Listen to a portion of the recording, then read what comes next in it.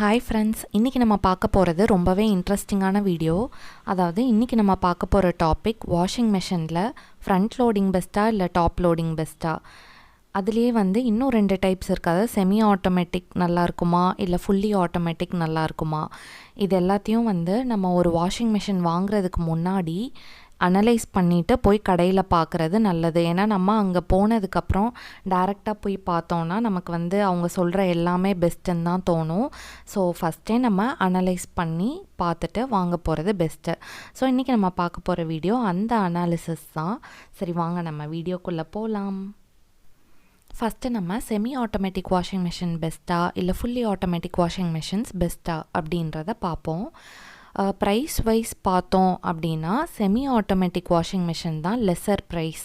அதனால தான் பார்த்திங்கன்னா இந்தியாவில் செமி ஆட்டோமேட்டிக் தான் மோஸ்ட் காமனாக யூஸ் பண்ணுறாங்க அப்படின்றது சேல்ஸ் சைட்லேருந்து கொடுக்குற இன்ஃபர்மேஷன்.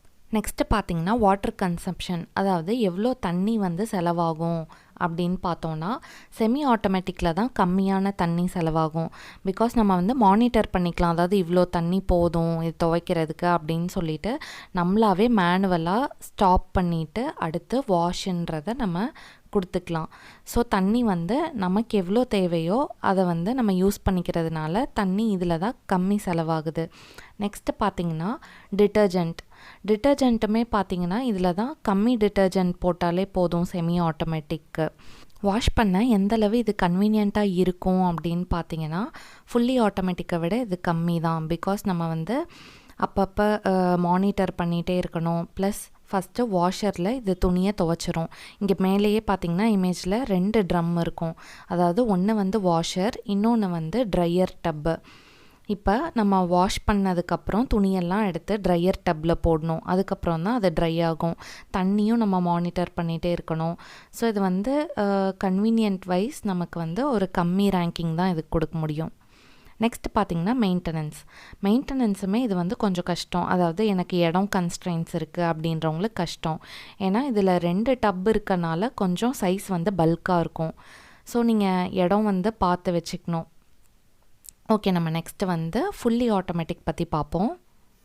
இப்போ நம்ம ஃபுல்லி ஆட்டோமேட்டிக் வாஷிங் மிஷின் பற்றி பார்ப்போம். இதோட ப்ரைஸ் பார்த்திங்கன்னா செமி ஆட்டோமேட்டிக்கை விட கொஞ்சம் அதிகம். அதாவது ஸ்டார்டிங் ரேஞ்ச் செமி ஆட்டோமேட்டிக்கில் 6000 7000 அந்த மாதிரிலேருந்தே ஸ்டார்ட் ஆகும். பட் ஃபுல்லி ஆட்டோமேட்டிக் பார்த்திங்கன்னா மினிமம் நீங்கள் ஒரு 10,000 ஆச்சும் போட்டால் தான் ஃபுல்லி ஆட்டோமேட்டிக் வாஷிங் மிஷின் வாங்க முடியும். ஸோ இது கொஞ்சம் கம்பேரிட்டிவ்லி காஸ்ட்லி தான். அப்புறம் பட் இதுதான் இந்தியாவில் பாப்புலர் சாய்ஸாக இருக்குது. அதாவது ஏன்னா நம்ம மேனுவல் இன்டர்வென்ஷன் கிடையாது. ஜஸ்ட்டு க்ளோத்ஸை போட்டு விட்டு நம்ம ஸ்விட்ச் ஆன் பண்ணி விட்டால் போதும். ஸோ நம்ம இந்தியாவில் ப்ரிஃபர் பண்ணுறது ஃபுல்லி ஆட்டோமேட்டிக் தான். அதே மாதிரி பார்த்திங்கன்னா இதில் தண்ணி கொஞ்சம் அதிகம் செலவாகும். ஏன்னா ஃபுல்லி ஆட்டோமேட்டிக்குன்றனால நம்ம க்ளோத்ஸை போட்டு ஆன் பண்ணதுக்கப்புறம் அதுவாகவே ரொட்டேட் ஆகிட்டு எவ்வளோ தண்ணி இதுக்கு தேவைப்படும் அப்படின்றத அதுவாகவே மானிட்டர் பண்ணி எடுத்துக்கும். ஸோ இதில் தண்ணி கொஞ்சம் அதிகம் தேவைப்படும். டிட்டர்ஜென்ட் பார்த்திங்கன்னா கம்மி டிட்டர்ஜென்ட் போட்டாலே போதும். இதில் நம்ம மானிட்டர் பண்ணணுன்ற அவசியமே கிடையாது. தானாகவே மானிட்டர் ஆகிட்டு வாஷ் ஆகி ஸ்பின் ஆகி திரும்ப தானாகவே ட்ரை ஆகிட்டு எல்லாமே வாஷ் பண்ணி முடித்ததுக்கப்புறம் பீப் சவுண்ட் கேட்கும். நம்ம அப்போ போயிட்டு ஆஃப் பண்ணிக்கிட்டால் போதும். ஸோ இது அதை விட ரொம்பவே கன்வீனியண்ட்டான மிஷின் தான் ஃபுல்லி ஆட்டோமேட்டிக். அப்புறம் பார்த்திங்கன்னா மெயின்டெனன்ஸுமே இதுக்கு ஒன்றும் ரொம்ப மெயின்டெனன்ஸ்லாம் தேவைப்படாது. ப்ளஸ் இது ஒரு ரஃப் அண்ட் டஃப் யூஸ்க்கும் நம்ம வச்சுக்கலாம். அதாவது ஒரு பெட்ஷீட் போடுறதா இருக்கட்டும், இல்லை டோர் மேட் போடுறதா இருக்கட்டும், எதாக இருந்தாலுமே ஃபுல்லி ஆட்டோமேட்டிக்கில் நமக்கு ஒரு ரஃப் அண்ட் டஃப் யூஸ் பண்ணிக்கலாம். செமி ஆட்டோமேட்டிக் வாங்குறவங்களுக்கு ஒரு ஆப்ஷன் தான் இருக்குது. அதாவது டாப் லோடிங் மட்டும்தான் அவங்க வாங்க முடியும். டாப் லோடிங்கில் தான் அந்த 2 ட்ரம் அவைலபிளாக இருக்கும். ஸோ செமி ஆட்டோமேட்டிக் வாங்குறவங்க டாப் லோடிங் தான் வாங்க முடியும். நெக்ஸ்ட் நம்ம பார்க்குறது டாப் லோடிங்காக இல்லை ஃப்ரண்ட் லோடிங் பெஸ்ட்டாக அப்படின்றத நம்ம பார்ப்போம். டாப் லோடிங் பார்த்திங்கன்னா ஃப்ரண்ட் லோடிங்கை விட கொஞ்சம் காஸ்ட் வைஸ் கம்மி. ஃப்ரண்ட் லோடிங் தான் காஸ்ட்லி. அப்புறம் பார்த்திங்கன்னா எதில் தண்ணி அதிகமாக செலவாகும் அப்படின்னு பார்த்திங்கன்னா டாப் லோடிங்கில் தான் தண்ணி அதிகமாக செலவாகும். ஃப்ரண்ட் லோடிங்கில் கொஞ்சம் கம்மி தண்ணி தான் செலவாகும். எலக்ட்ரிசிட்டி பில்லுமே பார்த்திங்கன்னா உங்களுக்கு ஃப்ரண்ட் லோடிங் யூஸ் பண்ணும்போது தான் கொஞ்சம் கம்மியாகும். அப்புறம் டாப் லோடிங் வந்து க்ளோத்ஸில் கொஞ்சம் ரஃப்பாக இருக்கும். அதாவது அது ஸ்பின் பண்ணுறது, அதோட பொசிஷன் வந்து டாப்பில் நம்ம க்ளோத்ஸ் போட்டு அது ஸ்பின் ஆகுறனால ரொம்ப ரஃப்பாக இருக்கும். அதாவது துணிங்கெல்லாம் ஒன்றோட ஒன்று பிணைஞ்சு இருக்கும் நம்ம வந்து ஆஃப் பண்ணதுக்கப்புறம் எடுத்து பார்க்குறப்ப. இதே ஃப்ரண்ட் லோடிங்கில் பார்த்திங்கன்னா துணியை கொஞ்சம் ஜென்டிலாக வாஷ் பண்ணும். அதாவது ரொம்ப துணியெலாம் பின்னி பிணைஞ்சிருக்காது, கொஞ்சம் ஜென்டிலாக இருக்கும். இப்போ ஸ்மெல் வைஸ் பார்த்திங்கன்னா டாப் லோடிங்கில் ஸ்மெல்லே இருக்காது. ஏன்னா எல்லா தண்ணியுமே கீழே அப்படியே ட்ரெயின் ஆகிடும். இதே ஃப்ரண்ட் லோடிங் எடுத்துக்கிட்டோன்னா அந்த தண்ணி வந்து கொஞ்சம் அந்த ட்ரம்மில் இருந்துகிட்டே இருக்கும். இப்போ இதே உப்பு தண்ணியாக இருக்குது உங்கள் ஏரியாவில் அப்படின்னா ஃப்ரண்ட் லோடிங்கில் பார்த்திங்கன்னா அந்த ஸ்கேல் மாதிரி ஃபார்ம் ஆகிடும். இந்த ப்ராப்ளம் வந்து டாப் லோடிங்கில் இருக்காது. அப்புறம் டாப் லோடிங்கில் தான் வந்து குயிக்காக வாஷ் பண்ணிடும், ஃப்ரண்ட் லோடிங்கில் கொஞ்சம் டைம் எடுத்துக்கும். ஸோ ரெண்டுத்துலேயுமே வந்து ப்ளஸ் அண்ட் மைனஸ் இருக்குது. உங்களுக்கு எது தேவை, உங்களோட ஏரியா அண்டு உங்களுக்கு எது கன்வீனியண்ட்டாக இருக்குது. இப்போது சில ஏரியாவில் வந்து பவர் கட் அதிகமாக இருக்கும். அந்த மாதிரி ஏரியாவில் நான் என்ன சஜஸ்ட் பண்ணுவேன் அப்படின்னா டாப் லோடிங் தான்.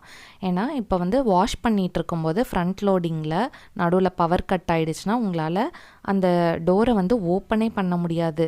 இப்போ உங்களுக்கு ஒரு 4 மணி நேரம் கரண்ட் இல்லை அப்படின்னா துணிங்கெல்லாம் அப்படியே ஃப்ரண்ட் லோடிங்கில் உள்ளேயே இருக்கணும். இப்போ டாப் லோடிங்கில் அந்த பிரச்சனை கிடையாது. ஜஸ்ட் நீங்கள் பவர் கட் ஆயிடுச்சுன்னா கூட நடுவில் துணியெல்லாம் எடுத்து நீங்களாகவே புழிஞ்சு இல்லை அலசிக்கலாம், என்ன வேணுமோ பண்ணிக்கலாம். உங்கள் ஏரியாவில் தண்ணி பிரச்சனை இருக்குது அப்படின்னா நீங்கள் வந்து டாப் லோடிங் ப்ரிஃபர் பண்ணிக்கலாம்.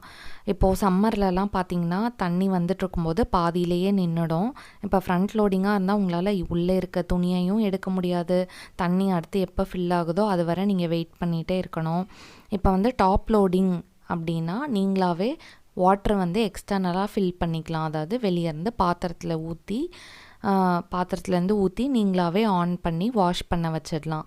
ஸோ தண்ணி பிரச்சனை இருக்கவங்களுக்கும் டாப் லோடிங் வந்து பெஸ்ட்டு. அதே மாதிரி பவர் கட் ப்ராப்ளம் இருக்கவங்களுக்கும் டாப் லோடிங் பெஸ்ட்டு.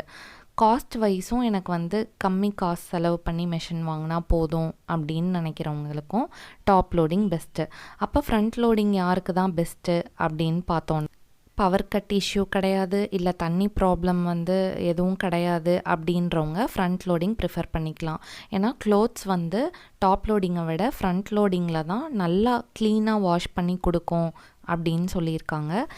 ஸோ உங்களோட ஏரியா எப்படி இருக்கோ அண்ட் உங்களோட கன்வீனியன்ஸ் எப்படி இருக்கோ நீங்கள் அதை பொறுத்து எந்த மெஷின் வாங்கலான்னு டிசைட் பண்ணிக்கலாம். தேங்க்ஸ் ஃபார் வாட்சிங். இது யூஸ்ஃபுல்லாக இருந்திருக்கும்னு நம்புகிறேன். இன்ஃபர்மேஷன் பிடிச்சிருந்தா சேனல் சப்ஸ்கிரைப் பண்ணிக்கோங்க. தேங்க்ஸ் ஃபார் வாட்சிங்.